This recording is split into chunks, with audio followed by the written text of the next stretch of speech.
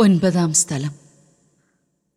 ഈശോ 3-ാം പ്രാവശ്യം വീഴുന്നു. ഈശോ മിശിഹായെ, ഞങ്ങൾ അങ്ങയെ കുമ്പിട്ട് ആരാധിക്കുന്നു. എന്തുകൊണ്ടെന്നാൽ വിശുദ്ധ കുരിശിനാൽ അങ്ങ് ലോകത്തെ വീണ്ടും രക്ഷിച്ചു. 3-ാമതവൻ വീഴുമ്പോൾ ഇനി മുന്നോട്ട് ഒരടി വയ്ക്കാൻ അവന് ശക്തിയുണ്ടായിരുന്നില്ല. ശരീരം പൂർണ്ണമായും തളർന്നു.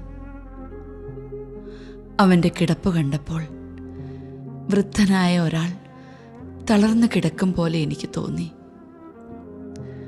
ജരാനരകൾക്ക് പകരം ചുമപ്പിൽ കുതിർന്ന മുടിയിഴകൾ. പ്രായമായവരെ എന്നും അവന് കാര്യമായിരുന്നു. അതാ പത്രോസിൻ്റെ അമ്മായിയമ്മയെ അവൻ സുഖമാക്കിയത്. വിധവയായ ആ പാവപ്പെട്ട വൃദ്ധ ആ ചില്ലിക്കാശിട്ടത് അവൻ കണ്ടത് അതുകൊണ്ടാ. ജീവിതത്തിൻ്റെ വാർദ്ധക്യത്തിലെന്നോണം എൻ്റെ മകൻ തളർന്നൊടിഞ്ഞ് എണീക്കാൻ വയ്യാതെ ഗാഗുൽത്താ മഞ്ചത്തിൽ കിടന്നുപോയി.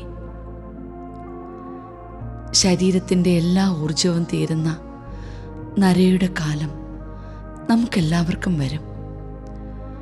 സ്വന്തമായി ഒന്ന് അരമുറുക്കാൻ പോലും പറ്റാത്ത അവശതയുടെ കാലം. നമ്മുടെ കൺമുമ്പിലൂടെ അങ്ങനെ കുറേ ജീവിതങ്ങൾ കടന്നു പോകും. അപ്പനായും അമ്മയായും അപ്പൂപ്പനായും അമ്മൂമ്മയായും ഒക്കെ. ആ കിടപ്പിനെ കളിയാക്കരുത് കേട്ടോ. അവർക്കിനി നമ്മൾക്കൊന്നും തരാനില്ല. നിങ്ങൾക്കോ ഒരു പുഞ്ചിരി നൽകാനാവും.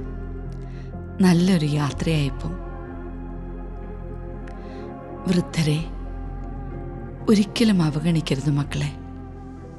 ഓ മറിയമേ, കൃപയാൽ നിറയ്ക്കണേ, കുരിശിൻ്റെ വഴിയിൽ എന്നെയും ചേർക്കണേ.